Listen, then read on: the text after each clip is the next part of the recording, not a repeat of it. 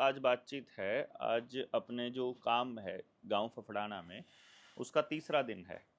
Review के लिए अगर हम मीटिंग करें तो अभी तक का जो रिव्यू है वो ये है कि 191 लोग एक टीम ने, यानी 6 लोगों ने, और 139 लोग एक टीम ने मिलकर के हम लगभग 330 लोगों तक अभी तक वो लेटर पहुंचाया है जो हम राष्ट्रपति को लिखना चाहते हैं। और करीब करीब 500 लोगों से हम मुलाकात कर चुके हैं। अभी तक पूरे गांव में 500 लोगों से मुलाकात हो चुकी है। तो 500 लोगों से मुलाकात होने के बाद अभी इसमें जो सबसे इम्पॉर्टेंट बात आप लोगों को ध्यान रखनी है वो ये रखनी है कि जब भी आप पहली बार किसी से बात करते हो तो आपको ज़्यादा समय देना पड़ेगा। तो इसलिए ज़रूरी नहीं है कि आपको पूरा गांव कवर करना है, लेकिन जो व्यक्ति कवर कर दिया, यानी जिस व्यक्ति तक आपने बात पहुंचा दी, वो कौन था वो आपको पता होना चाहिए खाली। इसीलिए हम उन लोगों का नाम और नंबर हमने नोट किया कि इन लोगों तक हमारी बात पहुंच चुकी है। वो आपके साथ आए ना आए वो बिल्कुल अलग इशू है, वो अलग विचारधारा से संबंध रखता है, वो अलग इशू है। जैसे अपने को गांव में भी मिले 2-4 आरएसएस वाले मिले, वो केवल इसलिए विरोध कर रहे थे, मतलब उनका विरोध ये नहीं था कि आप कोई गलत काम कर रहे हो, वो केवल इसलिए विरोध कर रहे थे कि देवेंद्र मोदी के विरोध में बोल रहा है, जबकि वो इतने मंदबुद्धि हैं कि उनको इतना भी नहीं पता है कि मैं सरकार के विरोध में बोल रहा हूं। और चूंकि सरकार का नेतृत्व नरेंद्र मोदी कर रहा है तो सवाल किसी और से पूछने का मतलब नहीं है। घर के मुखिया के पास शिकायत लगाने जाएंगे, घर में बच्चा कुछ गलत कर दे तो देश में कुछ भी हो रहा है तो मुखिया को ही हम लोग टोकेंगे। तो ये एक बिंदु अपने को ध्यान रखना है। इसलिए हमारा पहला टारगेट जब भी कोई विजिट हो रही है तो पहला टारगेट ये रहेगा कि हम लोग मतलब नंबर ऑफ पीपल पे फोकस ना करें, बल्कि क्वालिटी पे फोकस करें। जो रह जाएंगे उनको हम फिर कवर कर देंगे, क्योंकि अपनी रिसर्च का टोटल टारगेट यही है कि कितने वक्त में कितने लोगों तक पहुंचा जा सकता है। और इस यात्रा में जितने प्रतिशत लोग, जैसे बसवराज भाई ने बोला था आज जब बात कर रहे थे, कि एक व्यक्ति इनको ऐसा मिला जो पहले दिन जिसकी गर्दन बिल्कुल मतलब मुड़ नहीं रही थी और वो सिर्फ यही बोल रहा था, तुम्हारे लीडर ने यही सिखाया तुमको, यही बोला तुमको। और वो फिर बाद में बात को सुनने के लिए तैयार हुआ, लेकिन उसके लिए चौथी मुलाकात में हुआ, यानी 4 मुलाकात के बाद वो कम से कम बात को सुनने के लिए तैयार हुए। That is a big thing कि हमारे साथी बातचीत को एंड तक लेकर जा रहे हैं। हम ये नहीं छोड़ रहे हैं कि तुम्हें बात क्यों नहीं समझ आ रही। और इस तरह से जब आप बात करते हो तो जब वो लोग आपस में बात करते हैं कि यार अपनी टीम आई हो, या यार जेएसएम की जनता सरकार मोर्चा वालों की टीम आई है, तो वो ये कुछ ऐसा कुछ कर रहे हैं, पता उनको पहली बार में पूरे पता बिल्कुल नहीं चलेगा। तो आपका टारगेट फर्स्ट अटेम्प्ट में केवल मैसेज देना है। ये बिल्कुल बीज बोने जैसा है। आपका मैसेज देने से कोई बदलाव नहीं आएगा। लोग इमीडिएटली क्रांति करने के लिए बिल्कुल तैयार नहीं होंगे। लोग आपकी बात सुनने के लिए भी नहीं आएंगे विचार से प्रभावित होकर। उन लोगों को आप अपनी व्यक्तिगत जो आपका कनेक्शन बना है, उस कनेक्शन की बदौलत उस मीटिंग प्लेस तक लाने में कामयाब हो जाओगे। बस उस मीटिंग में यदि हम अपना विजन ठीक से डिलीवर नहीं कर पाए तो वो उससे आगे हमारे साथ नहीं बढ़ेंगे। यदि उस मीटिंग में हम अपना मिशन भी क्लियर कर पाए और उन लोगों को ऐसा लगा कि इनसे जुड़े रहने में उनका लाभ है, तो वो आपसे जुड़ेंगे। उनका लाभ नहीं है तो वो नहीं जुड़ेंगे, क्योंकि ये जो लाभ का सिद्धांत है ये हर जगह रहेगा। पेड़ पौधों में भी कोई पशु पक्षी कीट उस पेड़ को तब तक मदद करता है जब तक वो पेड़ वापस उसको लाभ देता है। हर जगह पर यही होता है। आपके रिश्ते में भी यही होता है, चाहे पति पत्नी का रिश्ता हो, चाहे माँ बाप बेटे का रिश्ता हो, बाप बेटी का जैसा भी रिश्ता हो, चाहे लाभ कुछ भी हो, यहाँ हम सब लोग व्यक्तिगत लाभ में बैठे हैं। मतलब कहने को हम निस्वार्थ हैं, पर हमारा सबका लाभ है इसमें। हमें कुछ भी मिल रहा हो, भले ही संतोष मिल रहा हो, भले ही हमको इससे खुशी मिल रही हो, तो मिल रही है ना, इसमें हमको मिल रहा है कुछ ना कुछ। इट्स नॉट लाइक कि पैसा ही मिलना मिलना नहीं होता है। हम जिस चीज की खोज में है वो अगर हमें मिल रही है तो मतलब लाभ है। तो लाभ का सिद्धांत चलेगा। और ये परस्पर लाभ चलता है, हमेशा लाभ ही रहेगा, कभी किसी का नुकसान नहीं होगा यदि उसके लेन देन में झूठ नहीं है तो दोनों पार्टियों का लाभ रहेगा। तो हमारा फोकस ये रहे कि परस्पर हम एक दूसरे को लाभ देते रहें। तो वहां जब मीटिंग में आएंगे तो उनको ये लगना चाहिए कि मल्टीपल एंगल, सबकी समस्या बच्चे की पढ़ाई नहीं है।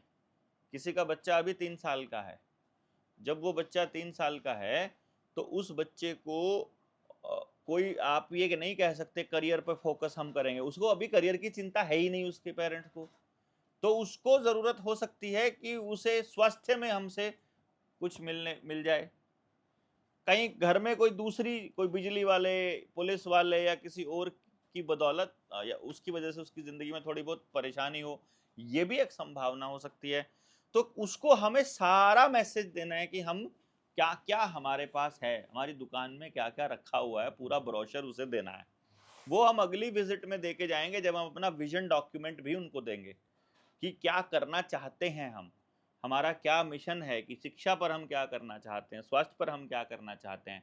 अभी फिलहाल हम केवल जनता के अंदर इस विचार को डालना चाहते हैं कि कोई लोग हैं जो आपके बच्चों की एजुकेशन पर काम करना चाहते हैं और उस मिशन को गांव के एंगल पर लेकर जाना चाहते हैं। चूंकि घर से उठकर आप आए हो और मैं भी घर से उठकर आया हूं, चंडीगढ़ से उठकर आया हूं, तो अब उनको एक सवाल उठेगा दिमाग में, ऐसे तो साला कोई नहीं आता है बिना मतलब के, जरूर कोई बड़ा मतलब होगा। ये सवाल उनके दिमाग में कौंधता रहेगा। उस सवाल का जवाब समय देगा, हम भी नहीं दे सकते, क्योंकि आप किसी को बात तो बता सकते हो, मानने के लिए मजबूर नहीं कर सकते। आदमी मानता वही है जो पहले से मानने के लिए तैयार हो चुका है, सुनता भी पूरी बातचीत में से उतना ही हिस्सा है जितना उसने पहले से ही मान रखा है। इसलिए कभी भी किसी को भी समझाने के लिए जिद नहीं पकड़नी है, अपनी बात जरूर ईमानदारी से रखनी है। जहां उम्मीद दिखाई दे रही है, जहां सामने वाले का प्रश्न आ रहा है, उस प्रश्न का उत्तर ईमानदारी से देना है, किसी को दबाने के लिए या जबरदस्ती समझाने के लिए नहीं। हाँ, समझाने के लिए तो जरूर, साबित करने की कोई जरूरत नहीं है। वो कुदरत परमात्मा सब देख रहा है, तो वही हमको साबित करना है, वही हमको बताना है। सो हमारा जो फर्स्ट अटेम्प्ट है वो यही होगा, हमारी जो इस यात्रा का, क्योंकि कल आपका यात्रा का इसका आखिरी दिन होगा, तो कल आपको ये जो कलर वाले हैं ये भी मिल जाएंगे और वाइट वाले हैं वो भी मिल जाएंगे। तो कल आपको दे आना है, और जिसके घर में भी आप जाओगे वो आपको वापस दे या ना दे, आपको अपनी डायरी पर तो नोट कर ही रहे होंगे कि मैं इसके घर में गया था, इसका ये फ़ोन नंबर है।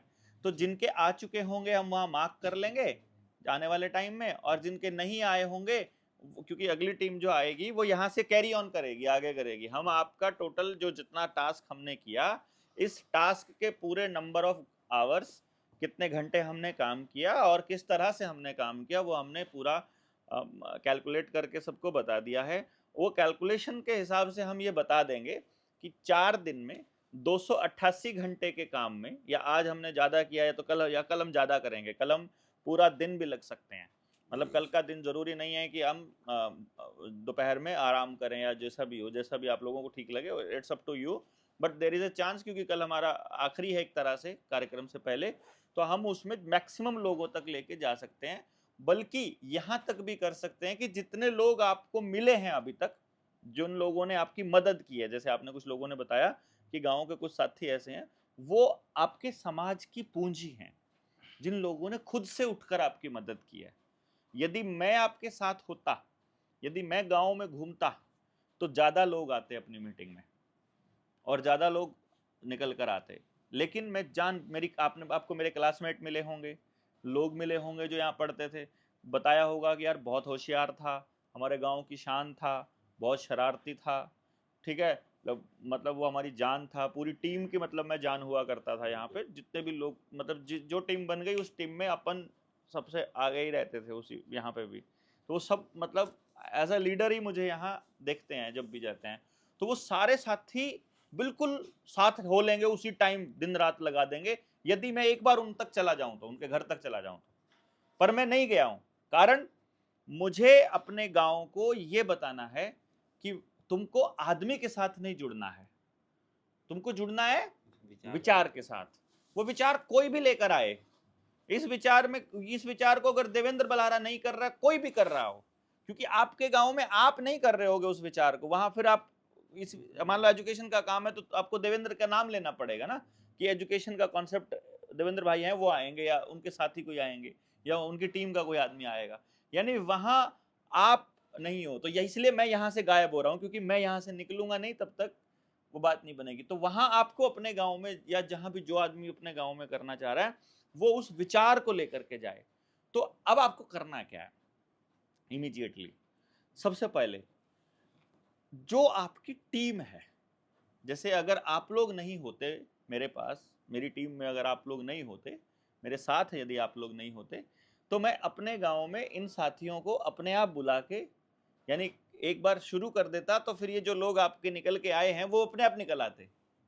मतलब जरूरी नहीं है ना कि हमको बंदा बाहर से ही लाना पड़े, हो तो बहुत अच्छी बात है, नहीं हो तो भी कोई इश्यू नहीं होता है। मतलब पर्पस एक बार गांव तक बात लेकर जानी है। पहले दिन हमारे पास पैम्फलेट नहीं था, तब भी काम चल गया, दूसरे दिन भी नहीं था तब भी चल गया, तीसरे दिन आ गया तो और अच्छा हो गया, चौथे दिन कलर वाला आ गया और अच्छा हो गया, हमारे पास विजन डॉक्यूमेंट भी हो और अच्छा हो जाएगा। तो जैसे जैसे आप करते जाओगे आपको एक्सपीरियंस आता जाएगा। पहली बार में आपके अंदर इतना सब्र होना चाहिए कि चाहे कितना ही वक्त लग जाए, फर्स्ट टाइम अच्छे से करो, क्योंकि दूसरी बार कभी वक्त नहीं लगेगा आपको अच्छे से बात बताने का, कभी भी नहीं लगेगा। एक बार आप जहां तक चले गए, अगर कहीं भी कोई भी काम है, मान लो यही काम यदि आप कहीं और करोगे तो इस मन से नहीं कर पाओगे अब, क्योंकि आपने ये वाला काम यहाँ पर कर लिया है ना, जो यहाँ पर किया है, ये अब आप कहीं और नहीं कर पाओगे। नाउ यू आर रेडी, कि जैसे मैं आपके सामने बैठ करके इसकी बात कर रहा हूँ रिपोर्टिंग की, तो अब आप उस टीम को लीड करने के लिए तैयार हो। अब आपको मालूम पड़ गया है, तो आओ भाई मैं तुमको बताते हैं ये करना है तुमने। तो मैं अब आपको ये बता सकता हूँ कि इस वो जो गांव में निकलेंगे, एक बार उनको अपने हाथ से करना है खाली, फिर आपका तजुर्बा हो जाएगा, फिर आप मतलब अगले स्टेप पे बढ़ने के लिए तैयार हो जाओगे। तो पहली बार में टाइम जितना भी लगे आपको लगा लेना है, उससे घबराना नहीं है। सेकंड टाइम में ऑटोमेटिकली टाइम कम लगेगा। अभी आपको मैं एक बात बताता हूँ, आप में से किसी के साथ ऐसा हुआ कि आप फर्स्ट टाइम गए, फिर आप सेकंड टाइम गए, और यदि आपकी जबान से तीसरी बार आपने बोल दिया कि आपको आना है, तो बंदा अपने मुंह से खुद ही बोल दे हाँ भाई आएंगे आएंगे, बात काट के बोलते हैं ना है कि भाई हम आएंगे, भाई यही होता है। मतलब आपको तीसरी बार जाने से ही वो बोलते हैं हम आएंगे, जरूरी नहीं है कि आएंगे, ये बिल्कुल दिमाग में मानकर चलना है। यदि आपको 200 लोगों ने बोला है हम आएंगे, तो ये मानकर चलो 50 ही आएंगे बस। मतलब तो आपको क्या रहना है, मिनिमम मैं खुद ये चाहता हूं कि अपनी मेहनत का कम से कम रिजल्ट यहां पर आए, ज्यादा से ज्यादा नहीं, क्योंकि हमको अपने मिनिमम लेवल से शुरू करना है, समझ गए ना, मिनिमम लेवल से।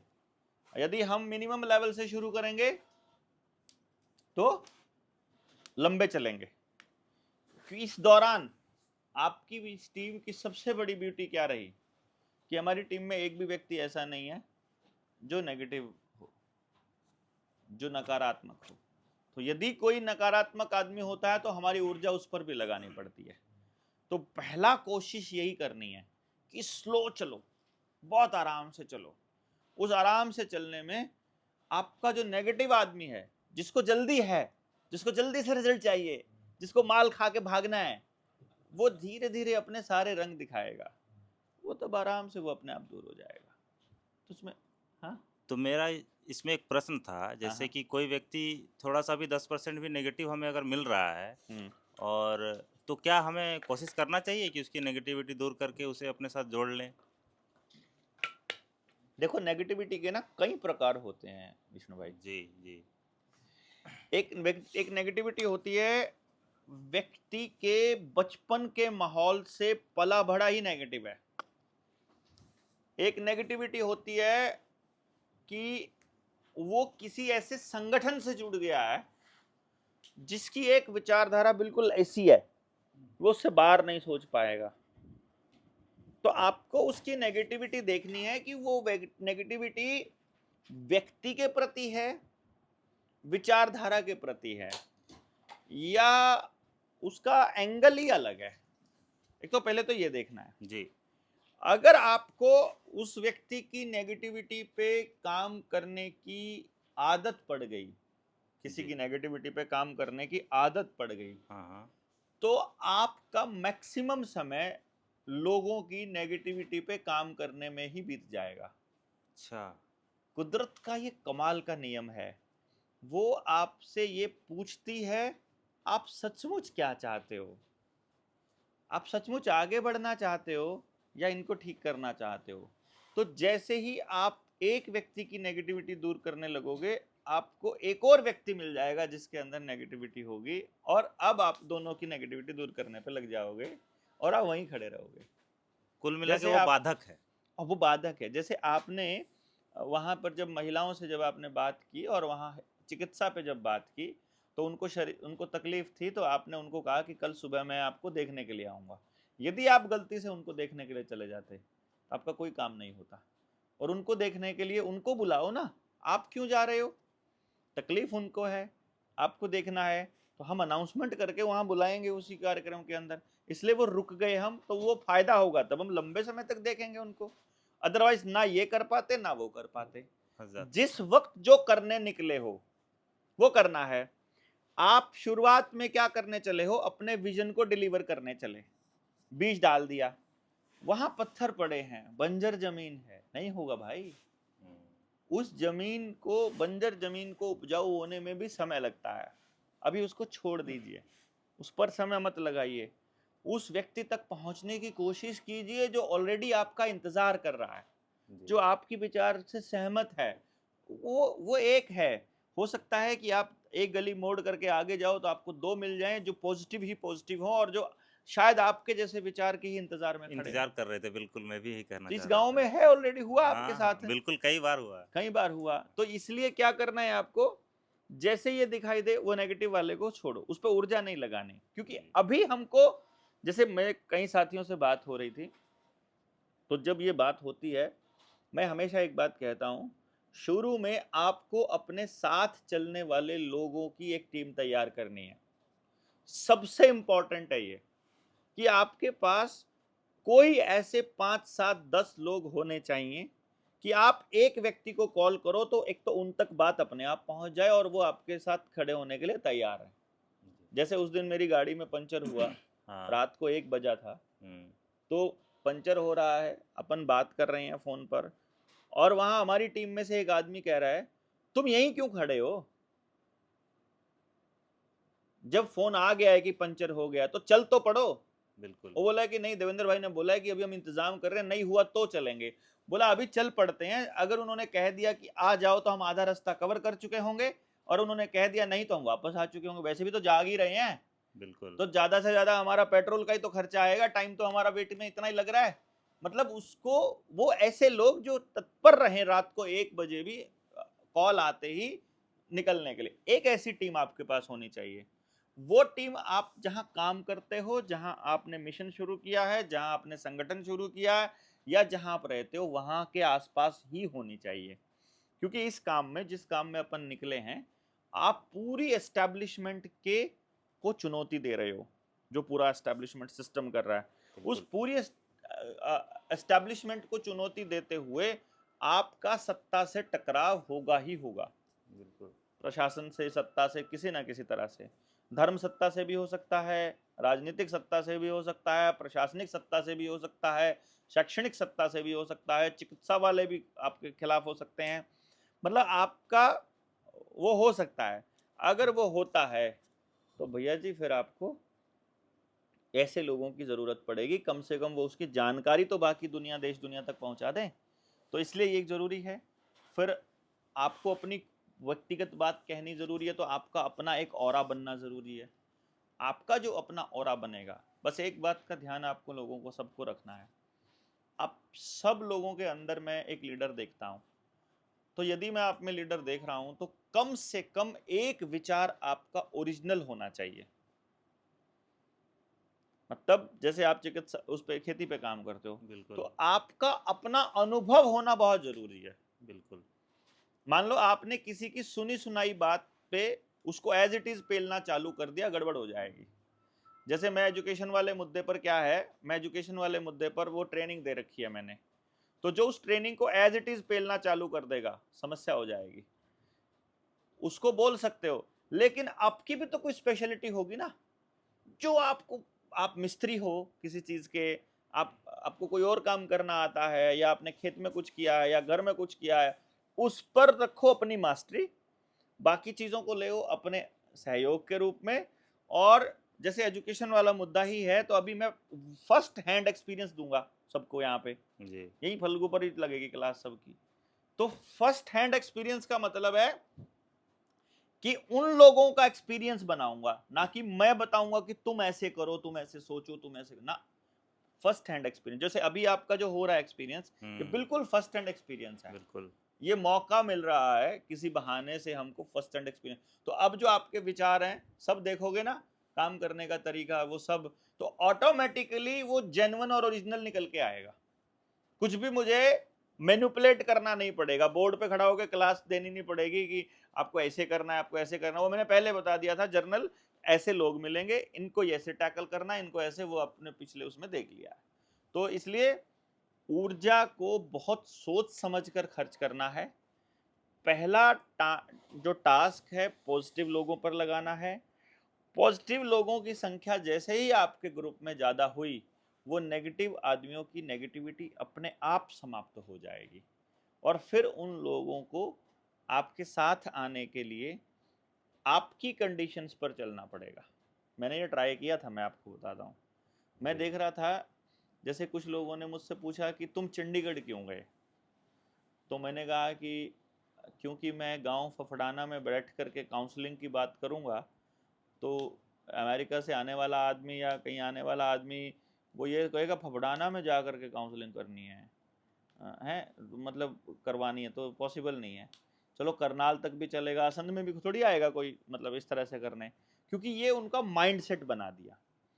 तो फिर मैंने काम किया चंडीगढ़ जाकर, काम करना था मुझे करनाल में, तो मैं चंडीगढ़ से आता था। तो क्यों, चंडीगढ़ वाला बंदा है तो चंडीगढ़ वाला, तो उससे वो ऑरा बना।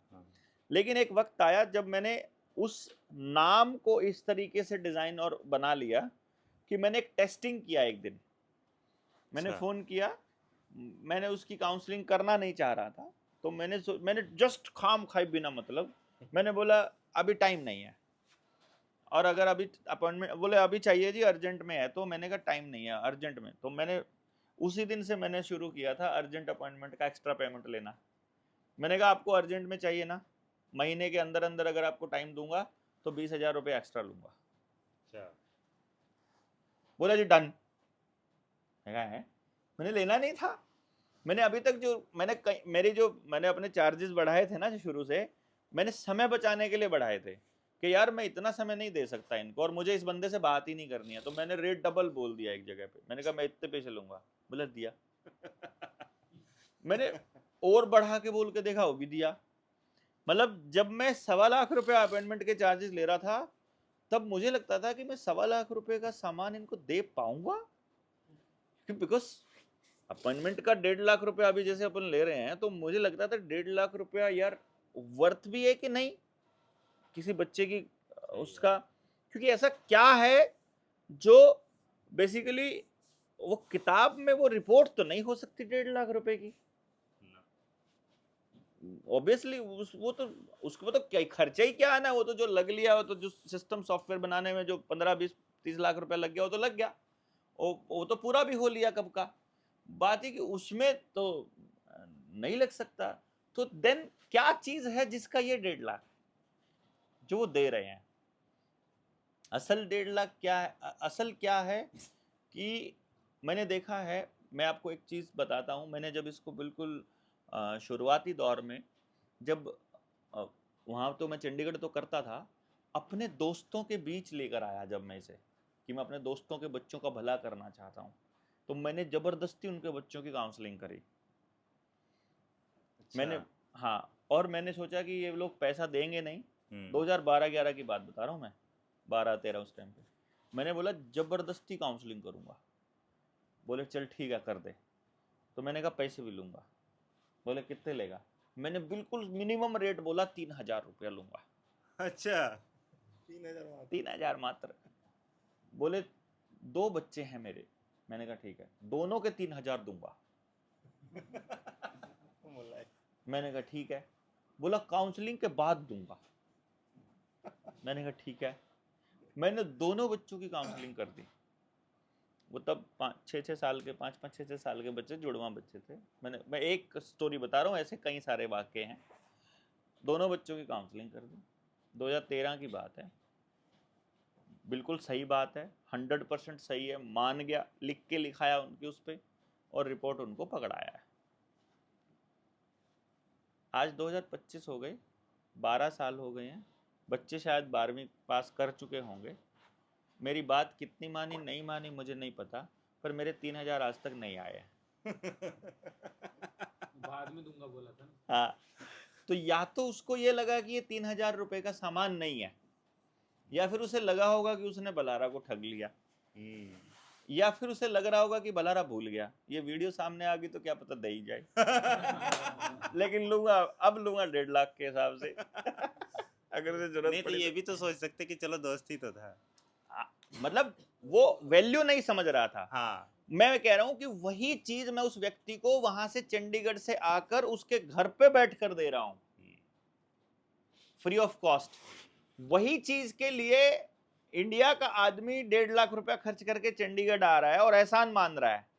सेम चीज को 3 लाख रुपए देके एनआरआई आता है, एहसान मानता है खुद से। 3 लाख रुपए तो, क्योंकि एनआरआई का डबल फीस है मेरा, पुलिस वालों का और एनआरआई का। पुलिस वालों का नहीं करता मैं काउंसलिंग, उनकी डबल लेता हूँ। ठीक है। ठीक। तो वो लेता है, तो अब उनसे मैं ले रहा हूं डबल। वो आकर के एहसान मान रहे हैं, उस चीज को आप गांव को देना चाहते हो, फ्री ऑफ कॉस्ट है, फ्री ऑफ कॉस्ट और फ्री ऑफ कॉस्ट देना चाहते हो। अब आपकी वैल्यू वो मानेंगे कि नहीं मानेंगे? It's a big question. बहुत बड़ा प्रश्न है। मतलब, है ना?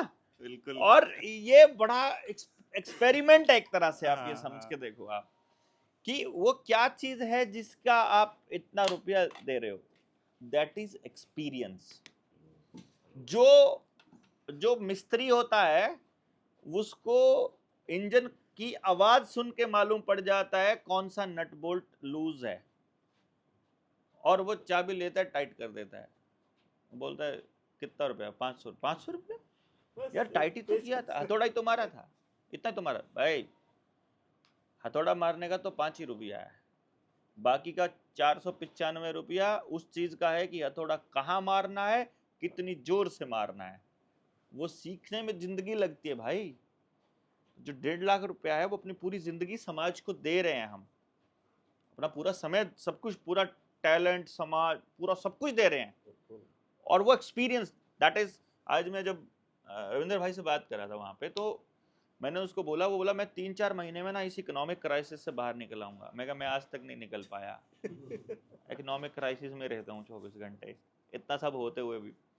बोला, मैंने कहा किसी भी विजन को, किसी भी काम को शुरू करने में शुरू करो, ये मानकर चलो यदि आपने जिस पोजीशन में उसको शुरू किया है उससे एक कदम ऊपर या उस वैसा ही आप 3 साल चला दो उसको, 3 साल, आपको दुनिया की कोई ताकत नहीं उसको तोड़ सकती। मतलब 3 years is the minimum threshold. इसलिए जब मैं गांव में एंटर किया तो आज मेरे साथ में कोई था, तो मैंने, वो जो थे अपने साथ में रविंद्र भाई थे, मैंने एक ही बात बोली थी, 3 साल मानकर चलना। अगर तुम कुछ भी शुरू कर रहे हो, इकोनॉमिक बिजनेस कुछ भी शुरू कर रहे हो, तो यहाँ जो गांव में ये काम शुरू किया है मैंने 5 साल अपने डिवोट कर दिए। मैंने मान के चल रहा हूँ मैं कि 5 साल तक, चाहे मैं हफ्ते में 1 दिन दूं, चाहे मैं महीने में 4 दिन दूं, लेकिन इस प्रोसेस को आगे बढ़ाने की दिशा में काम करेंगे हम। इसी तरह से आपने, क्योंकि हम जो क्रांति करने जा रहे हैं, इस क्रांति को इस उम्र के लोग नहीं कर पाएंगे। इन लोगों के पास बहुत सारी विडंबना है, उनको परिवार भी संभालना है, बच्चे छोटे हैं किसी के, बच्चों के करियर को लेकर के और दुनिया जहान की दिक्कतें वो साथ लेके चल रहे हैं, उन्होंने वो बोझा अपना ढो रखा है। हमको इन क्रांतिकारियों की मदद से अगली पीढ़ी की एक पूरी जमात तैयार करनी है जो क्रांतिकारी हो, जो पूरे षड्यंत्र को समझती हो और समाज को जगा सकती हो और आगे लेके जा सकती हो। मतलब ये एक पॉइंट, वहां तक जाने के लिए आपको ये मिनिमम 5 साल ये मान करके चलना है कि मैंने अपने 15 लेके चला हूँ इस मिशन को और यहाँ पे ये 5, तो इसलिए ये मानकर चलना है कि शुरुआत में समय लगा लो और पॉजिटिव ऊर्जा के लोग इकट्ठे कर लो, फिर आपका काम स्मूथ चलेगा। अगर हमारे बीच 2 भी नेगेटिव आदमी होते तो हम अपना सारा काम और सारी ऊर्जा उस नेगेटिविटी को न्यूट्रलाइज करने में ही लगे रहते। और ऊर्जा को इसलिए सोच समझकर खर्च करना बड़ा ज़रूरी है कि भाई हम लोग अपनी ऊर्जा को कहाँ लगा रहे हैं, तो इट्स वेरी इम्पॉर्टेंट। बाकी मैं यही चाहता हूँ कि हमारी जो सभा है वो फ्लॉप हो, कम से कम लोग आएँ, लेकिन क्योंकि जितने लोग आएंगे वो बिल्कुल जेन्युइन होंगे।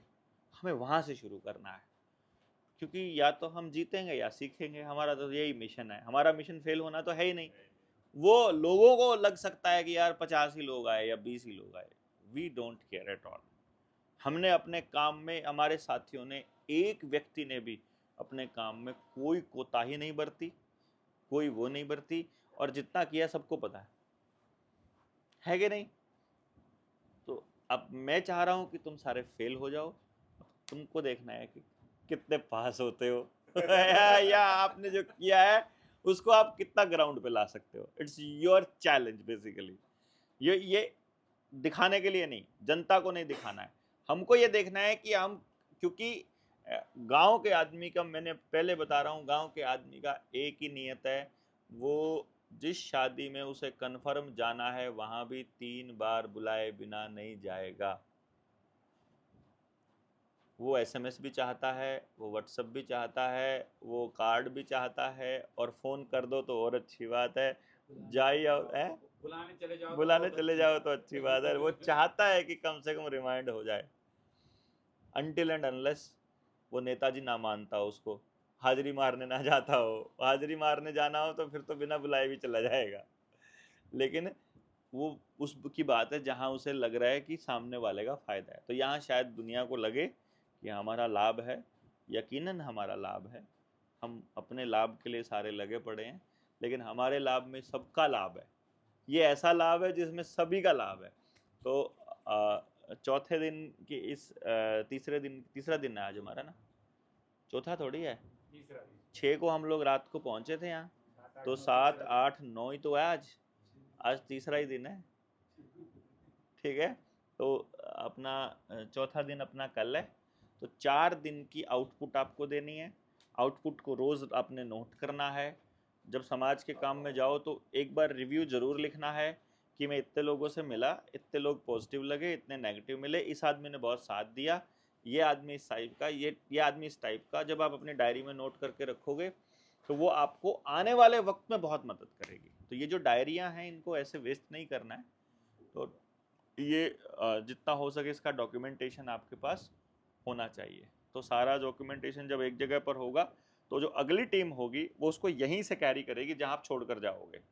और आपको काम इसी तरीके से करना है। जो अपना जनता सरकार मोर्चा का जो अपना मिशन है, क्या है वो, क्या है, हमको एंड पॉइंट पे तो जाना ही नहीं है, हमको तो अगली पीढ़ी को रास्ता दिखाना है। उसका डॉक्यूमेंटेशन नहीं होगा तो कैसे दिखाएंगे रास्ता कि ये कर चुके हैं, ये तरीका है, ऐसे करना है। कोई भी आदमी इतना समय, इतनी ऊर्जा समाज को, जनता को सिखाने पे नहीं लगाता है, उसको अपना लेने की जल्दी पड़ी रहती है।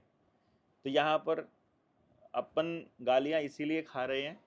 मैं चाहूँ तो नेगेटिविटी को कभी भी न्यूट्रलाइज कर सकता हूँ। मुझे डिप्लोमेटिक स्टेटमेंट देनी भी आती हैं, मुझे मीठा बोलना भी आता है, मुझे पॉलिटिक्स खेलनी भी आती है, बिना नाम लिए, बिना किसी को करे, सब कुछ संभालना आता है।